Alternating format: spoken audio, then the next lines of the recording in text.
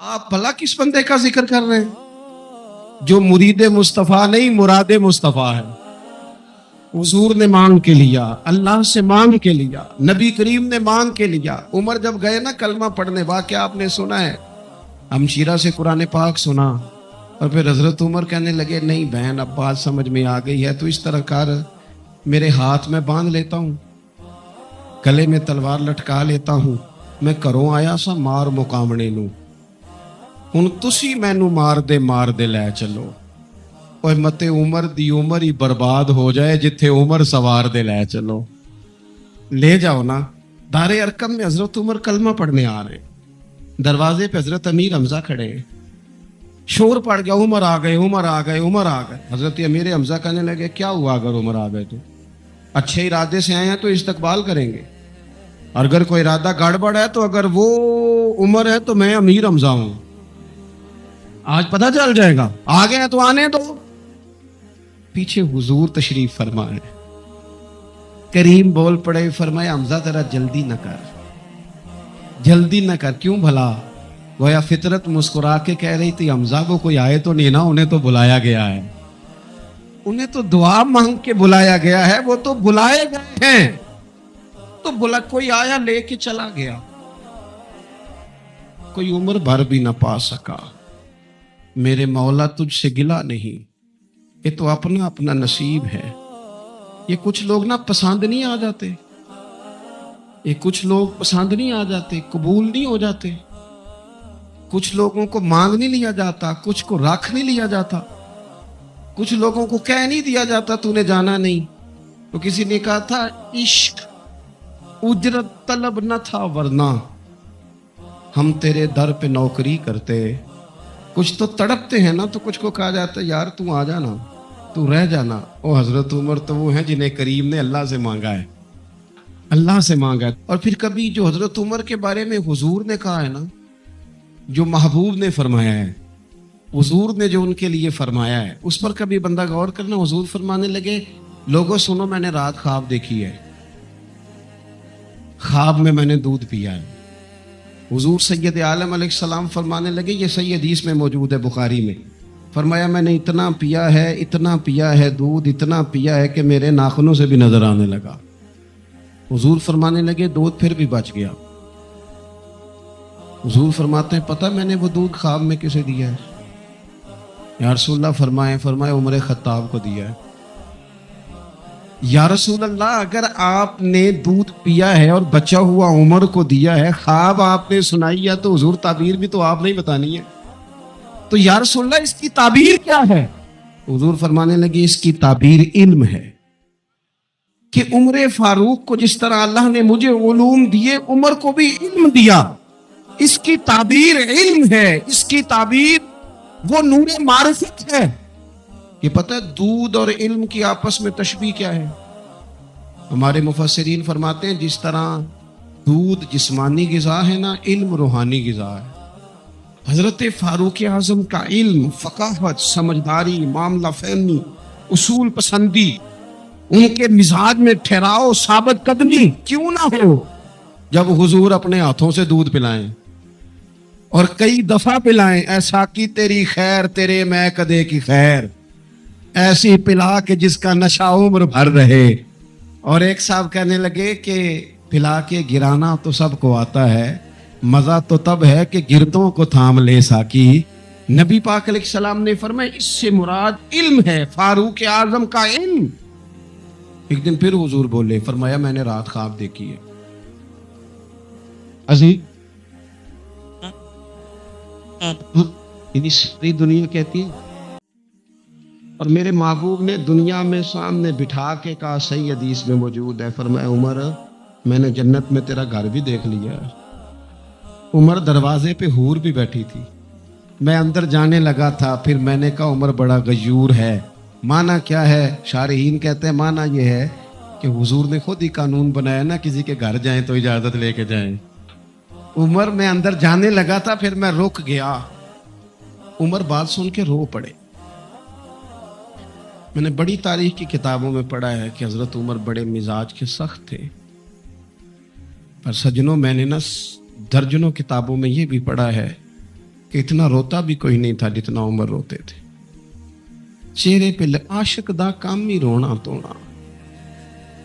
یہ بنا رویوں نہیں جے منظوری تے عاشق سدا ہی روندا رہندا ہے. پاویں وصل ہووے تے پاویں دوری. آنکھیں ہر وقت تر رہتی تھی, ہر وقت تر. دل تے بوجھ پوے جس ویلے تے پھر بوجھ اٹھاون اکھیاں. حضرت فاروق اعظم کی آنکھیں تر رو پڑے, کہنے لگے یا رسول اللہ میں آپ پر غیرت کرتا. حضور عمر کو تو جو ملا ہے محبوب کے قدموں کے صدقے ملا ہے. حضرت فاروق اعظم کا مزاج. اور پھر حضور نے جو کہہ دیا نا, کچھ لوگ نا بات مانتے ہیں سونی کر کے نہیں مانتے. ایک ہوتا ہے حکم, ایک ہوتی ہے رضا. کبھی کبھی ان دونوں میں فرق بھی ہوتا ہے. استاد جی, حضرت صاحب میں جاؤں؟ جاؤ, یہ حکم ہے. لیکن تو محسوس تو کر, لگتا ہے کہ وہ تجھے اجازت نہیں دینا چاہ رہے. تو دل بھی تو پڑھنا. وہ میں پوچھ کے آیا جی, انہوں نے مینوں آپ آکھیا سی تو جا. اور تو نے سونگا نہیں نہ, میرا پوچھا ہی ہے. تو نے محسوس ہی نہ کیا. تو لفظوں کے ہیر پھیر میں رہا. تو جملے اوپر نیچے کرتا رہا جیسے لوگ موبائل کرتے رہتے ہیں ہر وقت. اسی چکر میں پڑا رہا. تو نے دیکھا تو صحیح, غور ہی نہیں کیا. کبھی نہ رضا میں اتر کر, جو لوگ رضا والے تھے وہ رضا پا لیتے تھے. سانو قید سجن دا گہنا ہے, وہ جنج رکھے اساں اونج رہنا ہے. پھر کے گلی گلی تباہ, ٹھوکریں سب کی کھائے کیوں. اور دل کو جو عقل دے خدا, تو تیری گلی سے جائے کیوں. کیوں بندہ رضا سے ادھر ادھر ہو. طے کر لیتے ہیں کچھ لوگ, وہ ساری زندگی گزار دیتے ہیں دروازہ محبوب پہ. عمر نے گزار دی عمر, سارا وقت گزارا سیدنا فاروق اعظم. اپنی زندگی ادھر ادھر نہیں گزاری. من جو لیا, طے جو کر لیا. ایک در پھڑیے, پھر انہوں محکم پھڑیے, پھر اس سے ہی ہو کے مریے. پکڑ جو لی, طے جو کر, گزار دی عمر, ختم ہو گئی. دعا کرو جس کی کہیں لگ گئی ہے اس کی توڑ بھی چڑھ جائے. کوئی نہ سبب کوئی جے محبوب بلاوے ایک دم, تے سر نو پیر بنائیے. جے محبوب بلاوے ایک دم, سر نو پیر بنائیے. وہ کدے سر منگے تے سر دے دئیے, کدے بھی دیر نہ لائیے. یار دا کدے بھی گلا نہ کریے, پاواں سیک دے ہی مر جائیے. یار دا کدے بھی گلا نہ کریے, پاواں سیک دے ہی مر جائیے. او سجنا یہاں تے لائیے ہی نہ, جے لائیے تے پھر توڑ نہیں پائیے. یہاں تے لائیے ہی نہ. تو ایک باتیں صرف حضرت عمر کی اور عرض کرنی ہے. دنیا جو ہوتی ہے نا, دنیا انسان کے پاس آئے کوئی حرج نہیں, لیکن اگر بندے کا دنیا سے عشق ہو جائے تو یہ بڑا خوفناک. حضرت فاروق اعظم رضی اللہ تعالیٰ عنہ نے جب دیکھ لیا نا رب کی معرفت کا جلوہ, جب حضور کے انوار و تجلیات دیکھ لیے, جب رسول کائنات علیہ السلام کے حسن کے جلوے دیکھ لیے, تو پھر دوبارہ دنیا کی دولت پر ان کا دل کبھی نہیں آیا. سب سے بڑی بات یہ تھی کہ انہیں دنیا داری سے کوئی دلچسپی نہیں. خطبہ دے رہے ہیں تو یہاں پہ مند لگے ہوئے ہیں. عید کی نماز پڑھنے حضرت عمر جا رہے ہیں, عید کی نماز پڑھنے تو پیروں میں جوتا کوئی نہیں. حضرت فاروق اعظم حج کرنے کے لیے تشریف لے گئے تو بادشاہوں کے پروٹوکول نہیں ہوتے. آج بھی حج کے موقع پر وی آئی پیز کے لیے علیحدہ بندوبست نہیں ہوتا. لیکن مشرق سے مغرب تک جس بندے کی حکومت ہے, صحابہ کہتے ہیں وہ ہمارے ساتھ گئے تو اپنے پاس ایک اضافی چادر اور لے گئے. رستے میں سفر کرتے تھے تو صرف کسی درخت کی ٹہنی پر ڈال کے چھاؤں کر لیتے تھے. کئی دفعہ زمین پہ کچھ بچھاتے تھے, کئی دفعہ کچھ بھی نہیں بچھاتے تھے, اس لیے کہ ادھر پھر توجہ ہوتی نہیں نا, توجہ ادھر ہو جاتی ہے, توجہ ادھر ہو جاتی ہے. اب میری نگاہوں میں جلتا پہ جیسے میرے محبوب ہیں ایسا حضرت سیدنا سعد بن ابی وقاص رضی اللہ تعالیٰ عنہ کا چمکتا دمکتا فرمان مصنف ابن ابی شیبہ میں موجود ہے. حضرت سعد بن ابی وقاص رضی اللہ تعالیٰ عنہ فرمانے لگے عمر کوئی ہم سے پہلے نہیں اسلام لائے لیکن درجہ زیادہ لے گئے. فرمانے لگے تمہیں پتہ ہے عمر درجہ کیسے زیادہ لے گئے؟ اس لیے کہ عمر کو دنیا داری میں کوئی رغبت ہی نہیں تھی. انہوں نے اپنا دل ہر طرف سے توڑ کے رب رسول کے ساتھ جوڑ دیا. دلچسپی نہیں تھی, کوئی معاملہ ہی نہیں تھا. ہم نا بہت زیادہ دنیا داری کرتے, ہر وقت مادہ پرستی کی باتیں کرتے, دولت اللہ ماشاءاللہ مذہبی لوگوں کو بھی اپنے گرویدہ کر لیتی ہے, ساتھ اپنے ملا لیتی. دوسری بات حضرت فاروق اعظم میں جو بہت اہم تھی, بس میں بات ختم کر رہا ہوں, آپ توجہ کریں. فاروق اعظم رضی اللہ تعالیٰ عنہ نا اپنا احتساب بڑا کرتے. ہم نے ساری زندگی نکال دی ہے لوگوں کا احتساب کر لیا, لوگوں کا حساب کیا, اپنا کبھی نہیں کیا. ہم نا اپنے تئی تو ہم یہ کہتے ہیں کہ مجھے تو یاد نہیں کبھی کسی نے کوئی زیادتی کی تھی ہوگا, میں تو بندہ ہی بڑا اچھا ہوں جی. وہ جی آپ کو پتہ ہی نہیں جی, بڑی اللہ کی کرم نوازی ہے جی, فلانی نیکی بھی میرے کھاتے, فلانی نیکی. بلکہ ہم جب لوگوں پر تبصرہ کرتے ہیں تو اس کا مطلب بھی یہ ہوتا ہے کہ دوسروں کی نفی کی جائے اور اپنا اس بات کیا جائے. حضرت فاروق اعظم رضی اللہ تعالیٰ عنہ کا طریقہ حضرت انس بن مالک رضی اللہ تعالیٰ عنہ بیان کرتے ہیں. آپ فرماتے ہیں ایک باغ میں حضرت عمر کے ساتھ میں گیا. حضرت عمر پہلے پہنچ گئے, میں بعد میں گیا, تو درمیان میں نا ایک درخت کا فاصلہ تھا. اس بندے کی بات کر رہا ہوں جسے دنیا میں حضور نے جنت کی بشارت دی. کی بات کر رہا ہوں جن کے بارے میں فرمایا شیطان تجھے دیکھ کے رستہ ہی بدل جاتا. فاروق اعظم کے ساتھ میں گیا, درمیان میں ایک درخت صرف رہ گیا تھا. حضرت عمر فاروق اپنے آپ سے بات کرتے, کہتے ہیں عمر ابن خطاب اللہ سے ضرور ڈر, ورنہ اللہ تجھے ضرور عذاب دے گا. ڈر جا اللہ سے. اپنا احتساب کرتے, اپنے اوپر توجہ رکھتے.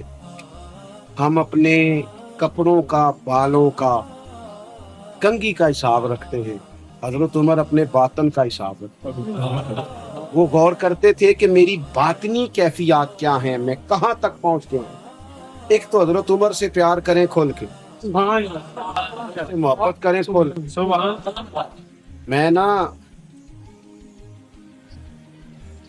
میں آپ سے عرض کروں, میں جناب فاروق اعظم رضی اللہ تعالیٰ عنہ کو جب پڑھتا ہوں نا, ان کی باتیں دیکھتا ہوں تو اندر دیوانگی پیدا ہوتی ہے. میں نا کبھی کبھی سوچتا ہوں کہ اتنے بڑے لوگ بھی دنیا میں آئے. میں دعوے اور ذمہ داری سے کہتا ہوں ملت کے جوانوں, حضرت عمر کو پڑھو, حضرت عمر کو سنو, حضرت فاروق اعظم کے حوالے سے معلومات جمع کرو. اگر تم حضرت عمر کو پڑھنے سننے میں کامیاب ہو گئے تو فاروق اعظم سے عشق کرو گے, سمجھ آئے گی زندگی کیسے جی جاتی ہے اور بھرپور کیسے جیا جا سکتا ہے. شرط یہ ہے کہ حضرت عمر کو پڑھا جائے, حضرت فاروق اعظم رضی اللہ تعالیٰ عنہ کو پڑھا جائے, سنا جائے. حضرت عمر کی زندگی میں دو ہی باتیں, دنیا سے بے رغبتی پوری, مال دولت گاڑیاں کوٹھیاں رکھیں آپ, لیکن ان سے عشق نہ کریں. عشق اللہ رسول سے. اور دوسری بات حساب اپنا کریں, اپنے باطن کا خیال رکھنا ہے کہ اندر اجڑ پجڑ تو نہیں گیا, اندر کی کیفیات کیا ہیں اس کا خیال رکھنا. سید عائشہ صدیقہ رضی اللہ تعالیٰ عنہا فرماتی ہیں نبی پاک نے اپنے دست مبارک سے کبھی نہیں مارا کسی بچے کو, کبھی کسی عورت کو نہیں مارا, کبھی کسی غلام کو نہیں مارا. ایک دفعہ ایک دوست نے کہا کہ فلاں استاد صاحب مارتے بڑا ہے. میں نے کہا منت کرنی ہے, بندہ معزز ہے, پوچھنا ہے کسی دن کس دلیل سے مارتے, پوچھنا ہے کسی وقت, عرض کرنا ہے, کو مل جائے. حدود اللہ کے معاملے میں سختی فرمائی, سختی کرنا اور ہے, بچوں پر سختی کرنا تاکہ وہ غلطی نہ کرے یہ معاملہ اور ہے, لیکن تشدد کی راہ اختیار کرنا یہ کسی صورت بھی یہ چیز درست نہیں ہے. آپ کا لہجہ حسین ہو, خوبصورت ہو, تو اپنے شاگردوں میں طلباء میں, کچھ پیر صاحب بھی جلالی ہوتے ہیں پتہ ہے آپ کو, ماڑے مریداں نال تگڑے نال نہیں, وہاں جمال ہی جمال ہے سارا. بندہ تگڑا ہونا چاہیے، پھر کوئی جلال نہیں، پھر تو خیر سل ہے، پھر تو پیر صاحب بھی کیا اعزاز دیتے ہیں. خدا بندہ یہ تیرے سادہ دل بندے کدھر جائیں، درویشی بھی عیاری ہے، شہنشاہی بھی عیاری. دونوں طرف ہی لوگ طریقہ دوسرا اختیار کر رہے ہیں. یہ حضرت بڑے جلالی تھے، میں کہا تو غریب آدمی ہوئے گا نا. ہاں اس لیے جلالی تھے، تو تگڑا ہوتا تو جلال شلال چھٹی تھی ساری. تو وزادار رہیں، مزاج میں بردباری رکھیں، حلیم الطبع رہیں. اگر آپ شور کریں گے، آپ کی گفتگو اور آپ کا لب و لہجہ بے چینی ظاہر کرے گا تو آپ کا وقار جاتا رہے گا. آپ کی جھکی نظروں میں اور خاموش جملوں میں اللہ وزن پیدا کر دے. خاموش جو وہ حضرت باعزید فرمایا کرتے تھے علیہ رحمہ، جس نے ہماری چپ سے کچھ نہیں سیکھا اس نے ہماری تقریر سے کیا سیکھا. تو ایک تو یہ کہ وزادار ہیں، یہ دن ہے، یہ وقت گزارنے اور جاہلوں سے الجھنا نہیں. امام شافعی رحمۃ اللہ علیہ فرمایا کرتے تھے زندگی میں علمی گفتگو ہوئی ہے. فرماتے ہیں کبھی علماء سے گفتگو ہوئی اور کبھی جہلاء سے گفتگو ہوئی. فرماتے تھے جب میری علماء سے گفتگو ہوئی ہے، کبھی سامنے والا عالم کے دلائل مضبوط تھے وہ کامیاب ہو گئے، کبھی میرے مضبوط تھے میں کام. عالم سے گفتگو ہوئی تو کبھی وہ جیت گئے کبھی میں. لیکن فرمایا کرتے تھے جاہلوں سے جب بھی میری بحث ہوئی ہے جاہل ہی جیتے ہیں. جاہلوں سے کبھی بندہ جیت سکتا، بندہ جو جاہل ہے اس سے آپ جیت رہے ہیں. یہ تو وہ میں اکثر دوستوں سے کہتا ہوں میاں بیوی کے جھگڑے میں زیادہ غلطی میاں صاحب کی ہوتی. اس کی وجہ یہ ہے کہ آپ کہہ رہے ہیں کہ عورت کی عقل کمزور ہے، تو اس کی کمزور ہے تو آپ کی تو میاں پوری ہے نا. تو آپ بحث کرتے جا رہے ہیں، برابر کی لڑائی کرتے جا رہے ہیں. گھر تو آپ نے بسانا تھا، آپ کا حوصلہ زیادہ ہونا چاہیے تھا. ایک تو یہ. دوسری پھر یہ کہ رات کیسے گزارتے ہیں رب کے بندے.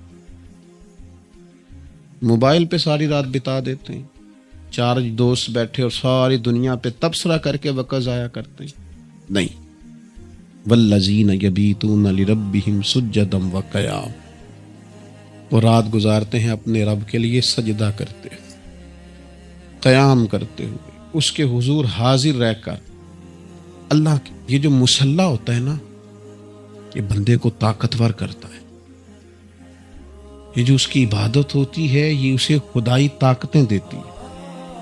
جو لوگ عبادات کرتے تھے، بہت سارے لوگ کہتے ہیں خالی دعا سے کیا ہوتا ہے، اور میں نے کہا اللہ کے بندے دعا تو مومن کا ہتھیار ہے.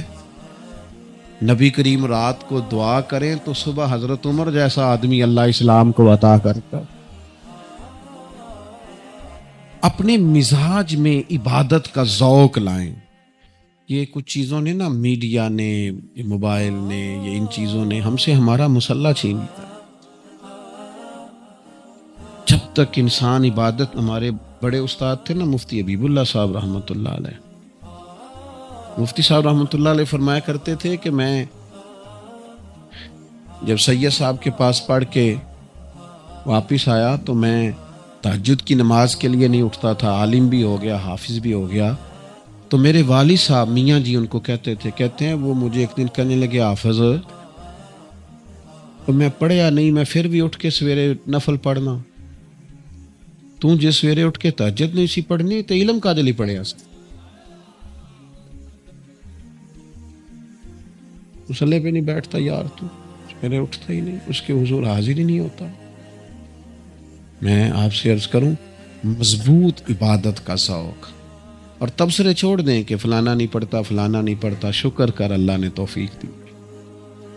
اور میں یہ عبادت یہ بھی انسان کو مضبوط کرتی ہے. آپ جب لمبی دعائیں مانگتے ہیں تو آپ کا رب سے رشتہ مضبوط ہوتا ہے. آپ دنیا سے بے نیاز ہوتے ہیں، لوگوں کی زیادہ ضرورت نہیں پڑتی بندے کو. جب وہ ساری باتیں اللہ رسول سے کہنے کا عادی ہو جاتا ہے پھر اسے حاجت نہیں رہتی دنیا دار اس کی مدد کرے نہ کرے. شرط یہ ہے کہ اس کی عبادات مضبوط ہوں. نبی پاک علیہ السلام سارا دین کا کام کرتے تھے. حضور ہر وقت ہی عبادت میں رہتے تھے، ہر وقت. لیکن اس کے باوجود سیدہ عائشہ صدیقہ فرماتی ہیں گھر تشریف لائے اور حضور نے مصلی بچھا لیا اور ساری رات ہی نماز پڑھی. یہ صحیح مسلم میں آپ کو ملے. اور جب میں نے عرض کی حضور آپ کے صدقے اللہ اگلے پچھلوں کو معاف کرے گا، آپ اتنی زیادہ مشقت کرتے ہیں، آپ تو محبوب ہیں اللہ کے، تو فرمانے لگے عائشہ میں رب کا شکر گزار بندہ نہ بنوں؟ میرے بھائی عبادت کے ساتھ رشتہ، اب یہ جو ہماری راتیں تھیں تاک ایک رہ گئی ہے، یہ خاص اوقات تھے اللہ کی بارگاہ میں حاضری کے، سٹیٹس لگا کے ضائع کر دیے۔ اب تو معافیاں، وہ ایک دوست میرے پاس جمعہ پڑھنے آتے تھے تو عمرے پہ جا رہے تھے، بس میں بات ختم کرنے لگا ہوں، جمعے جا رہے تھے عمرے پہ تو مجھے کہنے لگے کہ غلطی ہو گئی تو معاف کر دینا۔ میں نے کہا اب تو مجھے احترام سے مل کے جاتے ہیں، رشتہ داروں سے معافی مانگے، جن کے ساتھ کام کرتے ہیں ان سے معافی مانگے، جن سے لین دین ہے ان سے۔ یہ کیا رسمیں ہوئی فیس بک پہ لگا دیا، کوئی غلطی ہو گئی ہو تو معاف کر دینا، یہ طریقہ ہے معافی مانگنے کا؟ ہمیں پتہ ہوتا ہے، پتہ سارا ہے سردار نو کیتیاں دا ایدہ پردہ چپائی تیرا پلا ہو سی، من نانم کے من دانم، خبر ہے ہر بات کی۔ اپنے آپ کو مضبوط کریں اللہ رسول کے ساتھ، آپ دعائیں مانگیں، آپ یقین کریں۔ حضرت مولا علی شیر خدا رضی اللہ تعالیٰ عنہ سے کسی نے پوچھا حضور کے صحابہ کا طریقہ کیا تھا؟ فرمایا دن کے مجاہد، رات کے راہب۔ رات مصلوں پہ بیٹھتے تھے تو لگتا تھا دنیا کے ساتھ ان کا تعلق ہی کوئی نہیں، تو نہیں جم کے نمازیں پڑھتے تھے، عبادتیں کرتے تھے، اور دن کو جب وہ بیٹھتے تھے گھوڑوں پر تو ان سے بڑا مجاہد بھی کوئی نہیں ہوتا۔ اپنی مزاج کو، طبیعت کو اس طرف مائل کریں۔ کچھ دکھ نہ ہمارے بڑے ذاتی ہوتے ہیں، ہم کسی سے نہیں کہہ سکتے، بڑے نجی کچھ تکلیفیں ہوتی ہیں انسانوں کی، وہ تو اپنے آپ سے نکل جاتی ہیں۔ اتنے گہرے زخم ہوتے ہیں بعض لوگوں کے، حل ہے نا اس کا، جو کسی سے نہیں کہہ سکتے مصلے پہ بیٹھو رب سے کہہ دو، اس کی بارگاہ میں عرض کر دو۔ نبی کریم علیہ السلام نے فرمایا جو رب سے دعا نہ مانگے اللہ ناراض ہوتا ہے، جو زیادہ دعائیں مانگے اللہ اسے راضی ہوتا ہے۔ کیوں ادھر ادھر دنیا داروں کے سامنے کشکول طلب دراز کرتے ہو؟ مالک کے حضور حاضری دو۔ دو ہی باتیں زندگی میں کامیابی کا زینہ ہے، ایک تو نہایت بردباری سے الجھاؤ کے بغیر اپنے روزمرہ کے معاملات کو گزاریں، کوشش کریں۔ ہاں کبھی عقیدے کے معاملے میں کسی جگہ مناظرہ کرنا ہوگا، گفتگو کرنی ہوگی تو علماء کریں گے جن کا یہ میدان ہے، ایک آکے حق کے لیے کھڑے ہوں گے، لیکن ہم جو عوام ہیں ہم کوشش کریں، اور ذاتی معاملات میں تو بالکل نہ الجھاؤ پیدا کریں، شخصی معاملات میں تو بالکل بھی نہ الجھیں، بردباری سے، حوصلے سے، تحمل سے وقت گزاریں۔ اور آخری گزارش آپ کی خدمت میں یہ ہے، مثبت جو لوگ رہتے ہیں نا وہ سکون میں بڑا رہتے ہیں، جن کے ذہن منفی ہوتے ہیں نا وہ بے چین بڑے رہتے ہیں۔ ساری زندگی لوگ دوسرے کا چہرہ صاف کرتے رہتے ہیں، کبھی تھوڑی سی محنت اپنی اینک کے شیشے پہ بھی کر لی جائے نا تو پھر بھی محسوس ہوتا ہے کہ اوہ یار نقطہ تو یہاں تھا، میں کہیں اور صفائی کرتا رہا۔ مثبت ضرور سوچیں۔ ہم نے اپنوں، رشتہ داروں، دوستوں، یاروں سب کوئی اپنے حق میں غلط کر لیا ہے چونکہ ہماری سوچ منفی ہے۔ کسی بہترین اردو داں کا جملہ نہیں بلکہ یہ اللہ کا قرآن ہے، فرمایا مشکل میں تم ہو تو گراں میرے محبوب پہ گزرتا ہے۔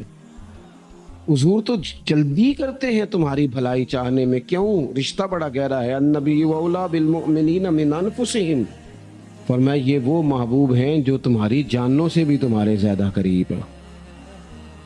رسول کائنات صلی اللہ تعالی علیہ وآلہ وسلم امت کے حق میں نرم دل رکھتے، نرم۔ لوگ سمجھتے ہیں شاید کسی کا بھلا یہ ہوتا ہے اس کو 4 پیسے دے دیے جائیں، شاید اس کا بھلا یہ ہے کہ اسے نوکری پہ لگوا دیا جائے، شاید بھلا یہ ہے کہ اس شخص کو اگر کسی وہ مشکل میں آ گیا ہے تھانے کچہری کے معاملے میں تو وہاں اس کو سہولت دلا دی جائے، آسانی کر دی جائے، کسی کو مضبوط کر دیا جائے، تو یہ اس کے ساتھ بھلائی ہے۔ میرے رسول پاک صلی اللہ تعالی علیہ وسلم نے بتایا کہ میں نہ مکارم اخلاق کی تکمیل کے لیے آیا ہوں، میں تمہارا وہ نفع کرنے آیا ہوں کہ تمہارا دل ساری جگہوں سے ہٹا کے رب رسول کی طرف مائل کرنا ہے، تمہاری طبیعتوں کے اندر جو سختی ہے اسے نرمی میں بدلنا ہے، تمہارے مزاجوں کے اندر جو بے لگام خواہشات ہیں انہیں شریعت اسلامیہ کی پابندی کی لگام دینی ہے۔ حضور سید عالم علیہ السلام نے لوگوں کی اصلاح کا جو دیکھیں نا، اگر کسی گھر میں بگڑے بچے سنور جائے نا تو روٹی تھوڑی بھی ہو تو گزارا ہو جاتا ہے. اگر گھر والے اخلاقاً اتنے اعلیٰ ہوں، ایک دوسرے سے پیار کرتے ہوں تو تھوڑے پیسوں پر بھی وقت گزر جاتا ہے. رسول پاک کا دل دھڑکتا تھا. کس لیے؟ صرف اس لیے نہیں کہ لوگوں کو نوکریاں مل جائیں، مال مل جائے، لوگ جو ہیں ان کے گھر کشادہ ہو جائیں، بلکہ حضور کا دل دھڑکتا تھا کہ لوگ دوزخ سے بچ جائیں، جنت کی طرف ان کا سفر ہو جائے. ان کے دلوں سے حسد کو، تکبر کو، غرور کو، انا کو، خود پسندی کو، عجب کو نکال دیا جائے. یتلو علیکم آیاتنا ویزکیکم، ان کا تزکیہ کر دیا جائے، دل صاف کر دیے جائیں. رسول پاک صلی اللہ علیہ وسلم احساس کے ساتھ جاتے. ہمارے ہاں نا تبلیغ ہوتی ہے لیکن اس میں درد نہیں ہوتا، اللہ ماشاء اللہ اچھے لوگوں کی بات نہیں کرتا.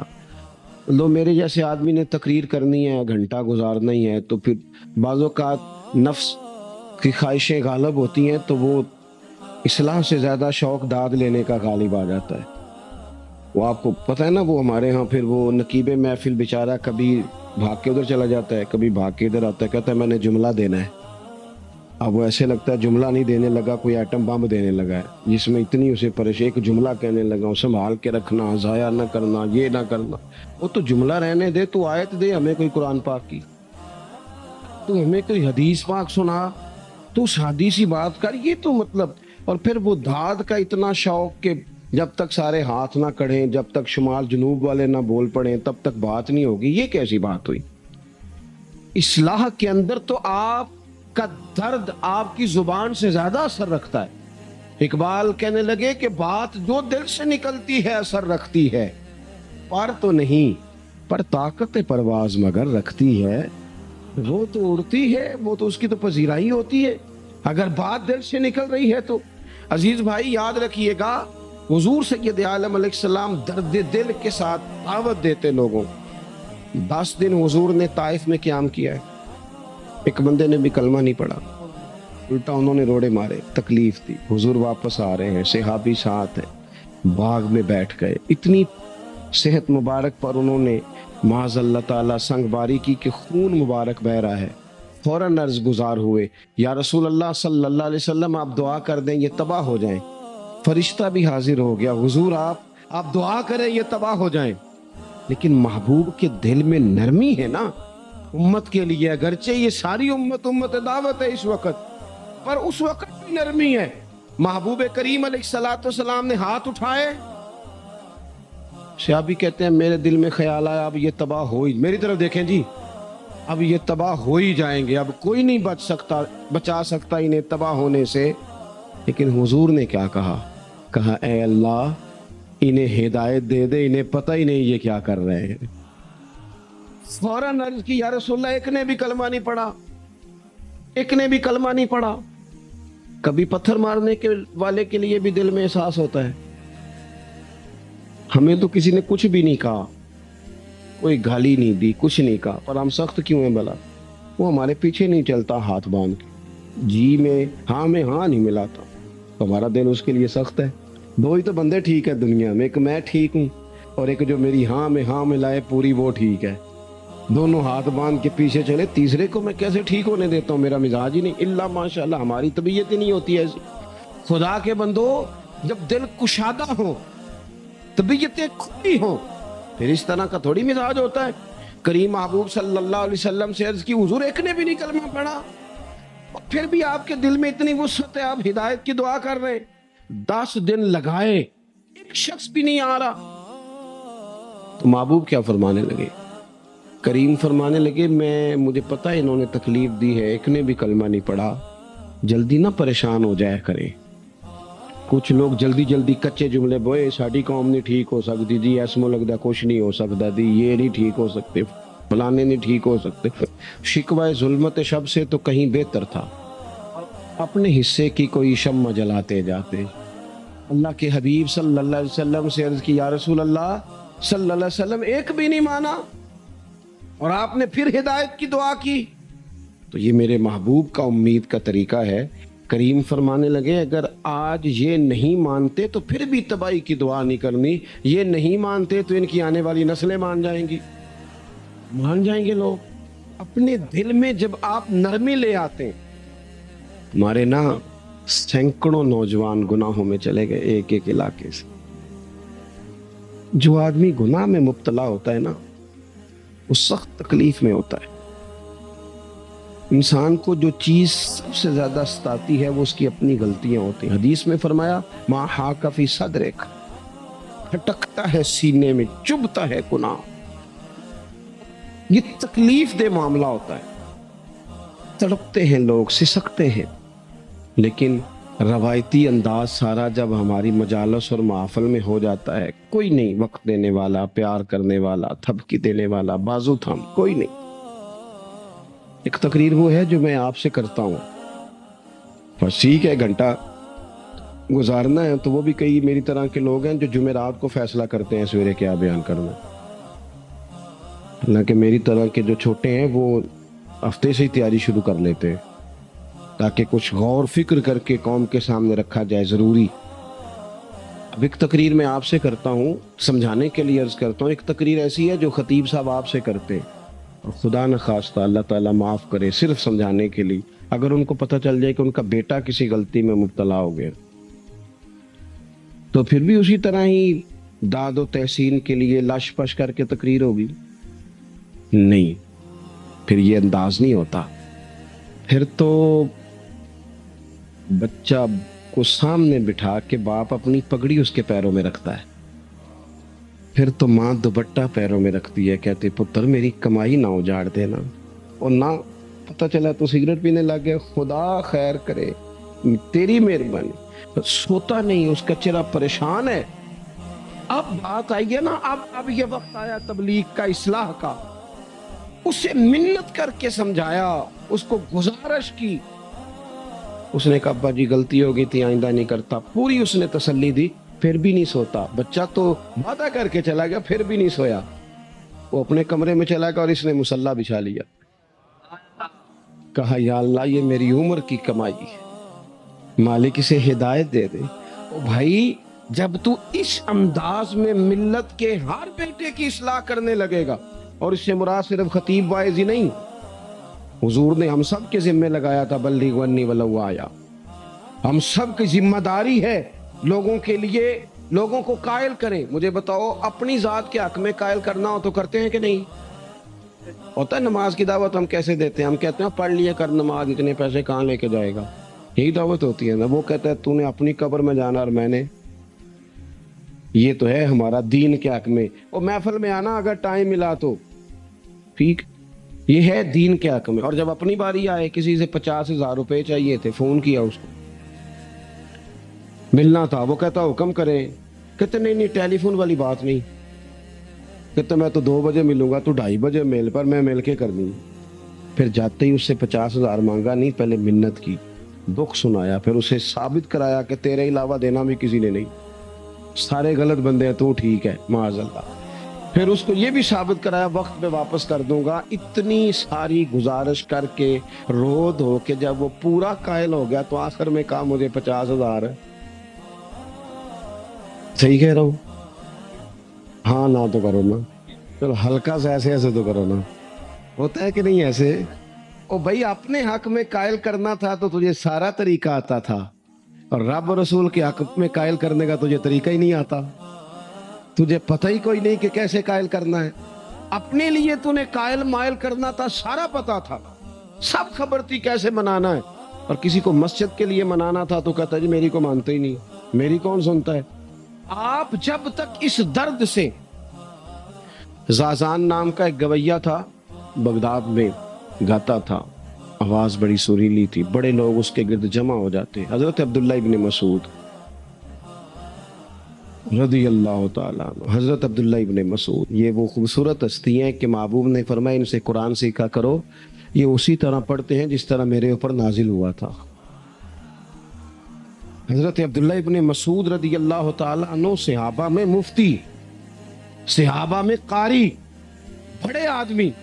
حضرت عبداللہ ابن مسعود ایک دن گزر رہے تھے کسی مقام سے جہاں بھی وہ رہتا تھا، تو وہاں اللہ معاف فرمائے گانے بجانے کی مجلس سجی ہوئی تھی، وہ گا رہا تھا. آپ گزرے تو کانوں میں ہلکی سی آواز گئی، قریب ایک شخص سے پوچھا یہ کون ہے, کس کی آواز ہے؟ کہا حضرت یہ زازان نام کا ایک گویا ہے.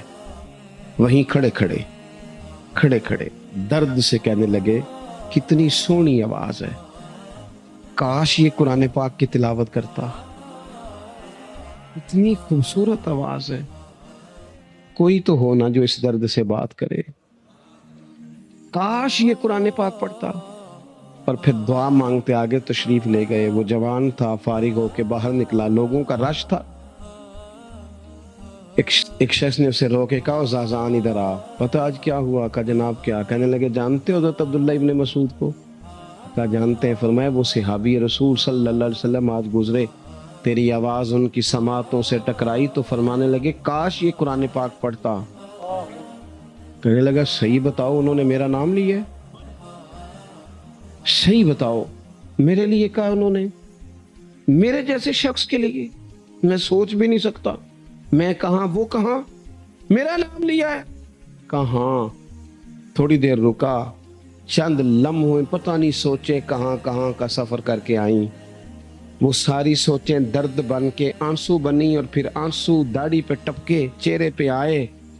پھر لوگوں سے پوچھنے لگا گھر کا پتہ بتاؤ گے؟ کہا وہ فلاں جگہ پہ موجود ہیں. دوڑا گیا, دروازے پہ دستک دی, حضرت عبداللہ ابن مسعود آئے. کہا کون ہو بیٹا؟ کہنے لگے حضور میں وہی ہوں جس کے بارے میں آپ نے کہا تھا کاش یہ قرآن پڑھتا, میں آ گیا ہوں, پڑھا دے مجھے قرآن پڑھا دے. کوئی بیٹھا ہوا مجھے دور دعا دیتا ہے, میں ڈوبتا ہوں پر سمندر اچھال دیتا. کسی سے تو آپ پیغام حق کہیں, کسی کو تو دعوت خیر دیں, یہ سب سے بڑا بھلا ہے.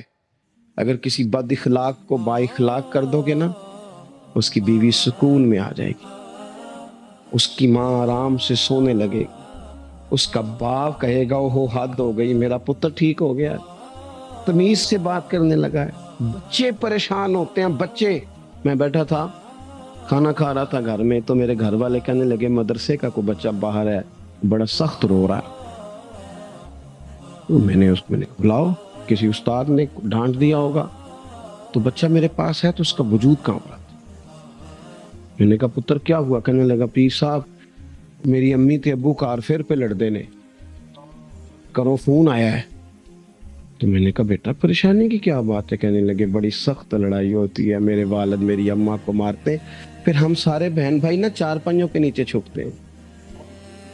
تو وہ دور ہے اس وقت, تو 1.5 گھنٹے کا فاصلہ ہے, دور ہے میرا گھر, اور پتہ نہیں ہمارے گھر کیا ہو جائے گا. پیر صاحب آپ دعا مانگے نا, آپ دعا کریں نا. اس بچے کی کیفیت اور اس کے اوپر چھائی ہوئی آزمائش اور اس کے طبیعت میں اسے دیکھ کے میرے آنسو نکل گئے. کچھ دنوں کے بعد میں نے اس کے باپ کو بلایا, میں نے کہا خدا کے بندے, تیری انا اور تیری بیوی کی انا اتنی سخت کراتی ہے کہ تیری اولاد پیس کے رہ گئی. کاش تو رسول اللہ کی اس صفت سے آگاہ ہوتا کہ خدا کے بندوں کو معاف کر دو, اللہ تمہیں معاف فرما دے گا. کاش تمہارے اندر وہ کیفیات ہوتی. تمہارے بچے میلوں دور رہ کے بھی تڑپتے ہیں کہ جانے گھر. کیوں؟ اس لیے کہ گنجائش نہیں دلوں میں, کوئی اخلاقی تعلیم نہیں. ہم نے اپنے گھروں کو خود اپنے ہاتھوں سے اتنا آزمائش کا گھڑا بنا لیا ہے. لڑائیاں, جھگڑے, مصیبتیں. کیوں؟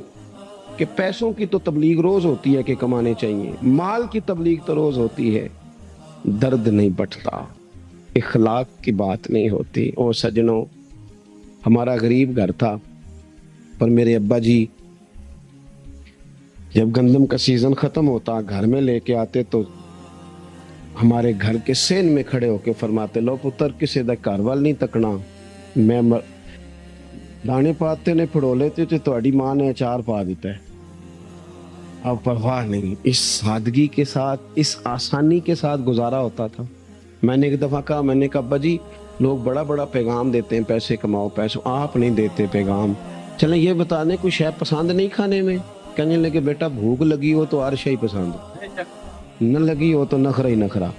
اگر طلب ہوگی تو یہ بھی تمہیں نفع دے گا, لیکن اپنے گھر میں سکون رکھنا, اطمینان رکھنا, اس ٹینشن سے اپنے ایک دوسرے کو اخلاق کا سبق پڑھائیں, دلوں کی نرمی کا درس دیں, تھوڑی سی کوشش کریں جس سے ہمارے گھر بچ جائیں. اور اگر کوئی بندہ گناہگار نظر آئے تو اس پر تنقید نہ کریں, تنقید نہ کریں، مجھے صحیح بتانا دل پہ ہاتھ رکھ کے. خدا نہ خواستہ کسی کا بچہ بچی معاذ اللہ، اللہ بچائے سب کو، بگڑ جائے تو کیا وہ چوک میں کھڑے ہو کے چسکے لے لے کے بتائے گا کہ بچہ میرا بگڑ گیا؟ بولو سارے، بولو جلدی سے. تو پھر پڑوسیوں کا بچہ بگڑا ہے تو پھر چسکے کیوں لیے؟ گلی میں کسی کی بیٹی سے معاذ اللہ خدا نہ خواستہ کوئی ایسی غلطی ہو گئی تو جگہ جگہ باتیں کی، تیاں سانجیاں نہیں ہوندیاں. اپنے بچے کے بارے میں جب تو کہتا ہے چھپ جائے بات، دیکھنا. حضرت سیدنا جنید بغدادی کہتے ہیں میرے ماموں تھے حضرت سری سختی، میں اپنے ماموں سے ہی بیعت تھا، انہی کی خدمت میں رہتا تھا. فرماتے ہم جا رہے تھے، ایک دن انہوں نے چھڑی پکڑی ہے، ایک ہاتھ میں مجھے تھاما. تھوڑا آگے گئے تو رش تھا، چند لوگ کھڑے تو حضرت سری سختی نشے میں دھوت لیٹا ہے، ارد گرد لوگ کھڑے، اور وہ چونکہ پوری طرح اس پر نشہ غالب ہے تو اول فول باتیں کر رہا ہے، لوگ بھی اس کے ساتھ جو ہے وہ ہنسی مذاق کر رہے ہیں، اس کا مذاق اڑا رہے ہیں، رش ہے. میں نے آگے کہا حضور دفع کریں، ایک شرابی لیٹا ہے، لوگ بھی مذاق اڑا رہے ہیں اور بس ایسے شغل لگا ہوا ہے. سارے لوگ تماشبین نہیں ہوتے. حضرت فرمانے لگے نہیں جنید ایسے کیسے چلے جائے، چل نہ مجھے لے چل. کہتے ہیں بوڑھے شیخ، ہاتھ میں نے تھاما تو وہاں لے گیا. حضرت نے لوگوں کو ڈانٹا چلو دوڑو. پرانے زمانے میں لوگ بزرگوں کی حیا کرتے تھے، سب لوگ وہاں سے چھٹ گئے. کہتے ہیں مجھے فرمانے لگے جنید جا پیالے میں پانی لا. کہتے ہیں میں ایک پیالے میں پانی بھر کے لایا، انہوں نے اپنے بوڑھے ہاتھوں سے اس کا منہ دھویا، اس کے چہرے پہ پانی ڈالا، اس کا منہ صاف کیا، پھر اسے کھڑا کیا، اسے گھر بھیجنے کو کہا. کہتے ہیں وہ وہیں ایک کونے میں سائڈ پہ ہو گیا تو حضرت نا منہ دھو کے نا تھوڑی دیر چپ کر گئے. پھر 2-3 لمحے گزرے تو ان کی آنکھوں میں زور زور سے آنسو ٹپکے اور ہاتھ اٹھا کے کہنے لگے مالک میں تیرا کمزور بندہ ہوں، میں منہ دھو سکتا تھا، میں دل تو نہیں نہ دھو سکتا. جو میرے اختیار میں تھا میں نے کر دیا، باقی تو مقلب القلوب ہے، کر نہ کرم. یہ کسی ماں کا بیٹا ہے، کسی خاتون کا شوہر ہے، او بھائی جو نشے پہ لگ جائیں ان کے بچے باپ کے ہوتے ہوتے یتیموں جیسی زندگی گزارتے، لوگوں کے مانگ کے کپڑے پہنتے. کسی نے کہا تھا اگر دشمن سے زیادہ بدلہ لینا ہو تو اسے قتل نہ کرو، نشے پہ لگا دو. معاذ اللہ، اتنا لوگوں نے، کتنا عام نشہ ہو گیا. کہا اللہ میں نا منہ دھو سکتا ہوں، دل نہیں، دل تو دھو سکتا ہے، دھو دے. کہتے ہیں یہ کہہ کے حضرت اٹھے تو میں نے عرض کی حضور ویسے منہ دھویا کیوں آپ نے؟ تو فرمانے لگے اس لیے دھویا ہے کہ جب تک منہ سے بدبو آتی رہے گی جتنے لوگ سونگتے رہیں گے اس کے شرابی ہونے کے گواہ بنتے رہیں گے. میں نے اس لیے دھو ڈالا ہے کہ ہو گئے پیچھے جو ہو گئے مزید گواہ نہ بنے. حضرت سری سختی کہتے ہیں حضرت جنید بغدادی کہتے ہیں میں نے اسی رات تہجد کے وقت اٹھ کے حضرت کو وضو کرایا، میں نے ان کا بازو تھاما، میں ہی ان کو مسجد میں لے کے گیا. کہتے ہیں جب ہم مسجد میں پہنچے تو وہ کل دوپہر والا شرابی ہم سے پہلے مصلی پہ بیٹھا تھا. کہتے ہیں میرے دل سے آوازیں نکل رہی تھی شیخ دیکھ لو پھر مالک کتنا کریم ہے، آپ نے منہ دھو ڈالا تھا، رب نے دل بھی دھو ڈالا، کرم فرما دیا. کوئی ہو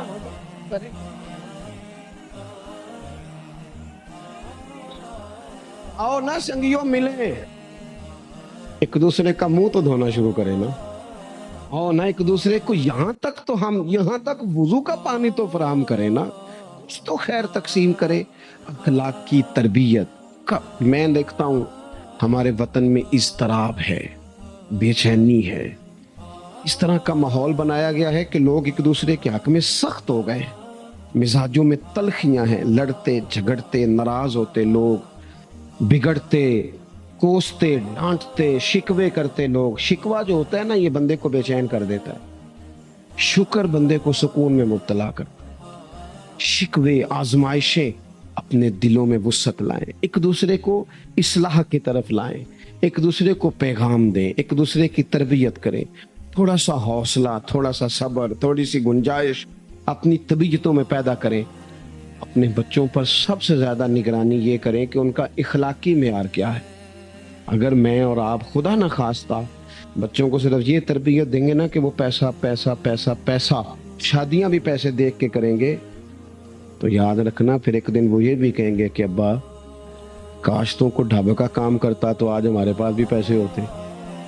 پھر باپ سے بھی پیسوں کا ہی مطالبہ ہوگا. پھر لوگ ماں باپ بھی پیسوں کے لیے چھوڑ کے چلے جاتے ہیں.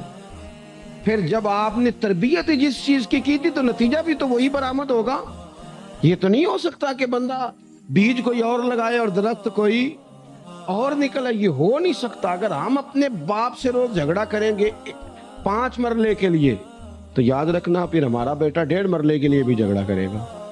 پھر معاملہ اس طرح کا مرتب ہوگا. ایک دوسرے کو اخلاقی پیغام دینا ضروری ہے. آخری بات آپ کی خدمت میں عرض کرنی ہے اور یہ میری خواہش ہے کہ آپ اس پر زیادہ توجہ کریں گے انشاءاللہ. آپ سارے ویڈیو بنائیں, مجھے کوئی اعتراض نہیں, پر مہربانی کریں دیکھیں تو میری طرف نہ. جب آپ لائیو چلاتے ہیں تو پھر اسی کو دیکھتے ہیں, وہ پھر کہتا ہے کہ یہ کمنٹس آ گیا تو دوسرا آ گیا. اللہ کرے میری بات آپ کے دل میں اتر جائے. آپ تھوڑی سی توجہ کریں, میں کیا عرض کرنا چاہتا ہوں, غور کریں میرے بھائی. ملک میں نا مہنگائی تیزی سے عروج پکڑ گئی ہے, اور مہنگائی جب ہوتی ہے نا تو امیروں نے تو مال بیچنا ہوتا ہے تو ان کا دگنا ہو گیا تو وہ تو اور امیر ہو گئے. تو غریبوں کے لیے مشکلات بڑھ گئی ہیں. جو طبقات بیچارے تنخواہ دار تھے, کمزور تھے, میری طرف دیکھیں جناب, وہ اور کمزور ہو گئے. ہمیں زیادہ تو نہیں لیکن اتنا ضرور کرنا چاہیے. یہ قرآن پاک دے دیں جی مجھے دے دیں, لے لوں تشریف رکھو. عزیز بھائی تھوڑا سا نا, زیادہ نہیں, 3 لوگ مل کے ایک غریب آدمی کا خیال تو رکھ ہی سکتے ہیں نا. لیکن غریبوں سے بھی عرض کروں گا, سہارا بندوں کو نہیں بنایا کرتے, سہارا رب رسول کو بنایا کرو.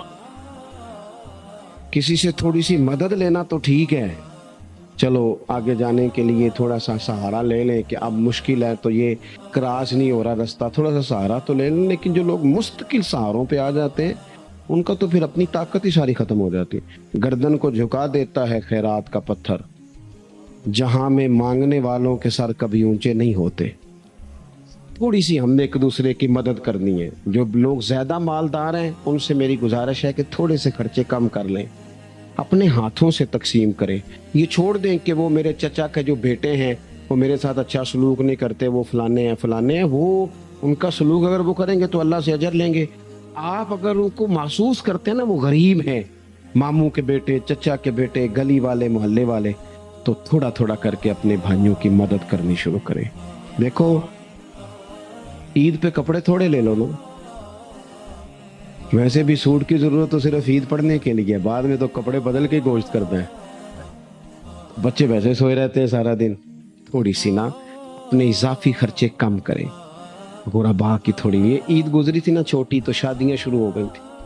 میرے پاس لوگ بہت زیادہ آتے ہیں, چونکہ نیک آدمی سمجھ کے اچھا گمان کر کے لوگ دعاؤں کے لیے کہتے ہیں, تو ان کے دکھ سن کے نا تو کئی دفعہ سوچتے ہیں کہ یار یہ جو امیروں نے اتنے مہنگے مہنگے ہوٹلوں میں روٹیاں کھائیں, اتنی مہنگی مہنگی گاڑیاں پجارو, یہ اللہ کے حضور جواب بھی تو دینا ہے نا.